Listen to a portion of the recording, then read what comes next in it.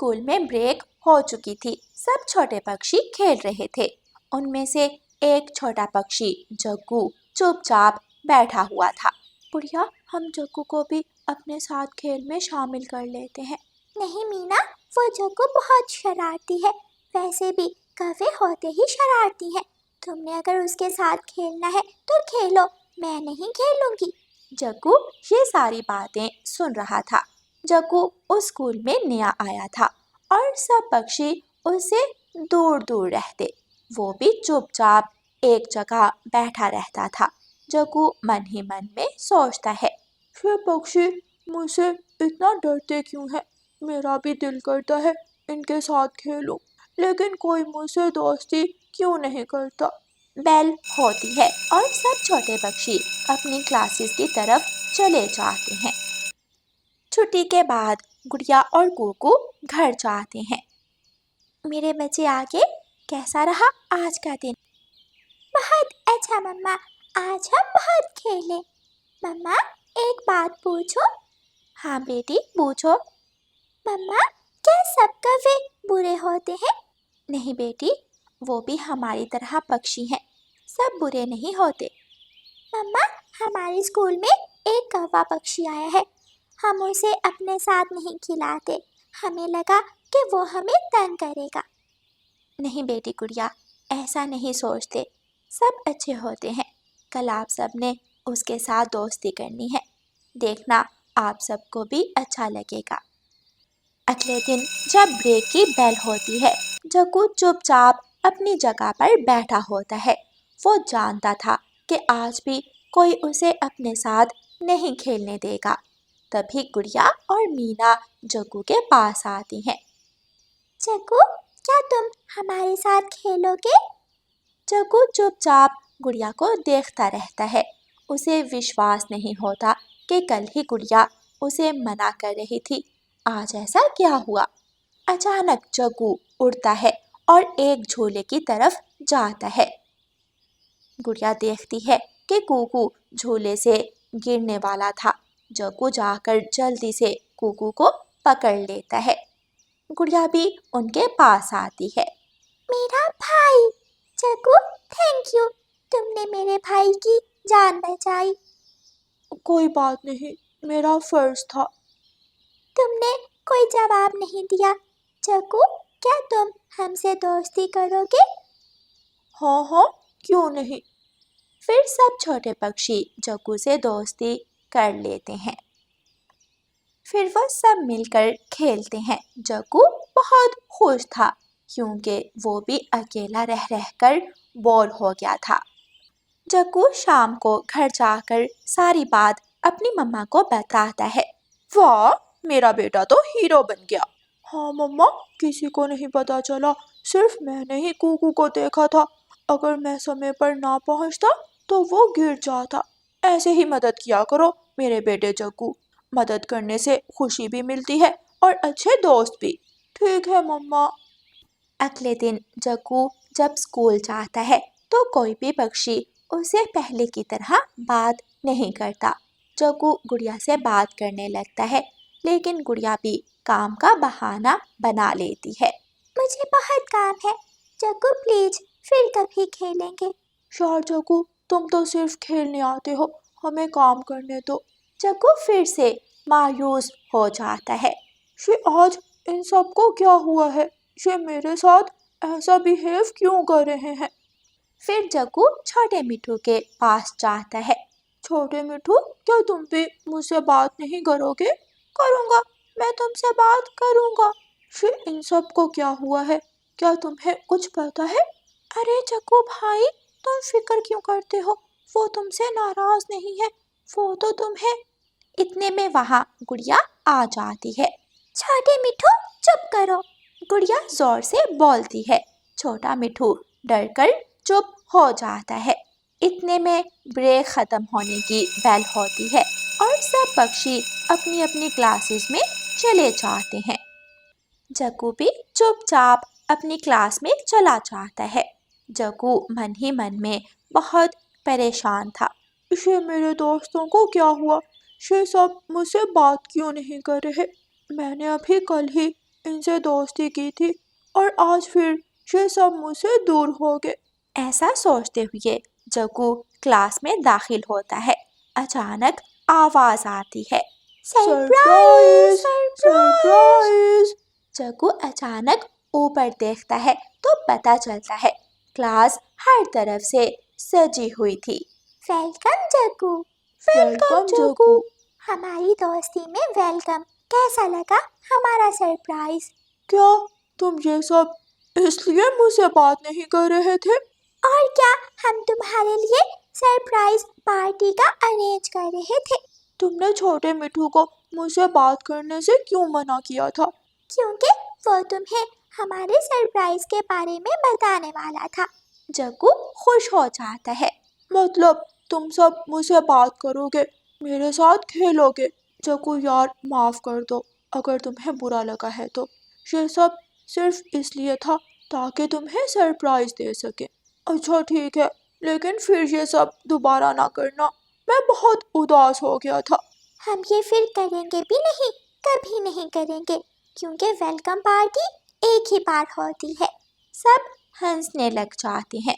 پھر جگو سب پکشیوں کی لائی ہوئی چیزیں کھاتا ہے اور باقی سب پکشی بھی جگو کے ساتھ مل کر کھانے لگتے ہیں۔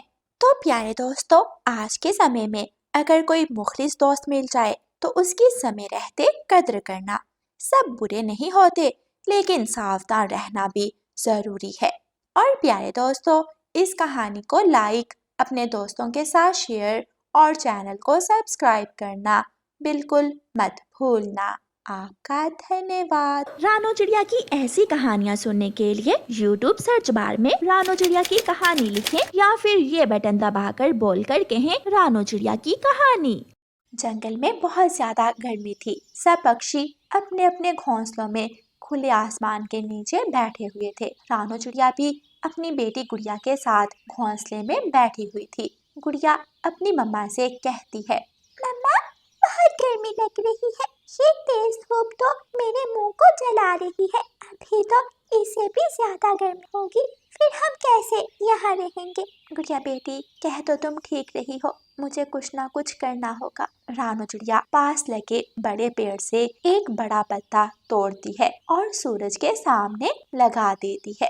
گڑیا بیٹی، گرمی تو ابھی بھی ہے، لیکن سورج کی کرنیں تمہارے اوپر نہیں آ رہی، تم تھوڑی دیر یہاں بیٹھو، میں کسی کے ساتھ کوئی مشورہ کر کے آتی ہوں۔ رانو چڑیا اپنے گھونسلے سے نکلتی ہے اور تھوڑی دور ہی کبوتر کے گھونسلے میں جاتی ہے اور کبوتر سے کہتی ہے، کبوتر بھائی، دن بہ دن گرمی تو بڑھتی ہی جا رہی ہے اور ہمارے پاس کوئی گھر نہیں ہے، صرف گھونسلے ہی ہیں، لیکن ان گھونسلوں میں رہنا گرمیوں کے موسم میں بہت مشکل ہو جائے گا، ہمیں کچھ سوچنا ہوگا۔ ہاں رانو بہن، تم ٹھیک کہہ رہی ہو، میں ایسا کرتا ہوں کہ سارے پکشیوں کو بڑے پیڑ کے نیچے اکٹھا کرتا ہوں، وہاں بیٹھ کر سوچتے ہیں کہ کیا کرنا ہے۔ ٹھیک ہے، آپ جائیں، میں بھی بڑے پیڑ پر آ جاتی ہوں۔ کبوتر اپنے گھونسلے سے نکلتا ہے اور سب سے پہلے طوطے کے گھونسلے میں جاتا ہے اور اسے ساری بات بتاتا ہے۔ ہاں کبوتر، میں بھی یہی سوچ رہا تھا، اگر ہم نے ابھی سے کوئی بندوبست نہ کیا تو گرمیوں کے دنوں میں بہت مشکل ہو جائے گی۔ ہاں، تم جلدی سے بڑے پیڑ کے نیچے آ جانا، میں گوری اور کالو کو بھی بتا آتا ہوں۔ پھر کبوتر کووں کے پاس جاتا ہے۔ وہ دونوں تو تیز دھوپ کی روشنی میں بھی آرام سے سو رہے تھے۔ ان کا بیٹا جگو بھی ان کے ساتھ سو رہا تھا۔ کبوتر آہستہ سے بولتا ہے، گوری، کالو، تیز دھوپ میں ایسے ہی سوتے رہو گے، پہلے آپ کے کم کالے رنگ ہیں جو اور کر رہے ہو دھوپ میں لیٹ کر۔ گوری کی آنکھ کھل جاتی ہے اور وہ ساری بات سن لیتی ہے۔ گندی آنکھوں والے کبوتر، کیا کہہ رہے تھے تم ہمارے بارے میں؟ اپنی چونچ دیکھی ہے؟ ایسا لگ رہا ہے جیسے 2 مہینوں سے برش نہیں کیا، اتنی بدبو آ رہی ہے، پیچھے ہو جاؤ ہمارے گھونسلے سے۔ کبوتر اپنی اتنی بے عزتی برداشت نہیں کر پاتا اور کووں کو کچھ بتائے بنا ہی وہاں سے چلا جاتا ہے۔ کبوتر سیدھا بڑے پیڑ کی طرف جاتا ہے۔ وہاں رانو چڑیا، طوطا اور بلبل تینوں بیٹھے ہوئے تھے۔ کبوتر منہ بنا کر وہاں بیٹھ جاتا ہے۔ کبوتر یار، تمہیں کیا ہوا ہے؟ تمہارا ایسے منہ کیوں بنا ہوا ہے؟ اور گوری اور کالو کیوں نہیں آئے؟ مجھے تو لگتا ہے یہ گوری اور کالو سے جھگڑ کر آیا ہے۔ میں کہاں جھگڑتا ہوں، وہی ہمیشہ मुझे गंदी आंखों का कहकर बुलाती है। आज के बाद मैं कभी भी गोरी से बात नहीं करूँगा। छोड़ो आप सब उन दोनों को, अब सोचो हमें क्या करना चाहिए जिससे हमारे गर्मी के दिन आराम से गुजर जाएं। रानो, मैं एक बार बारिश के मौसम में इंसानों की बस्ती की तरफ गया था। वो सब बारिश से बचने के लिए अपने सर पर कुछ रख लेते हैं। अगर वो सब हम अपने घोंसलों पर लगा लें तो हमारे गर्मियों के दिन आराम से गुजर सकते हैं। हाँ, मुझे पता है, उसे छाता कहते हैं। चलो हम सब इंसानों की बस्ती की तरफ जाते हैं। किसान की पत्नी मेरी बहुत अच्छी दोस्त है, वो हमारी मदद ज़रूर करेंगी। फिर सब दोस्त इंसानों की बस्ती की तरफ जाते हैं। किसान की पत्नी अपने आंगन में बैठी चावल खा रही थी। वो किसान की पत्नी के पास जाकर बैठ जाते हैं। आओ आओ रानो चिड़िया, आज मेरी तरफ कैसे आना हुआ? क्या तुम सब चावल तो नहीं खाने आए? नहीं नहीं माँ जी। फिर रानो चिड़िया किसान की पत्नी को सारी बात बताती है।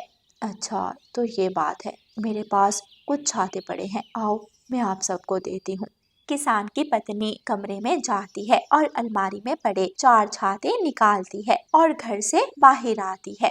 वो एक एक छाता सब पक्षियों को दे देती है। सब पक्षी किसान की पत्नी का धन्यवाद बोलते हैं और अपना अपना छाता लेकर वहाँ से उड़ जाते हैं और जंगल वापस जाकर अपने अपने घोंसलों के ऊपर छाता लगा लेते हैं। मम्मा, हमारा घोंसला कितना अच्छा लग रहा है। अब तो हमारे घोंसले में बिल्कुल भी धूप नहीं आ रही। गुड़िया और रानो चिड़िया दोनों बातें कर रही थी कि भागा भागा कबूतर रानो चिड़िया के पास आता है।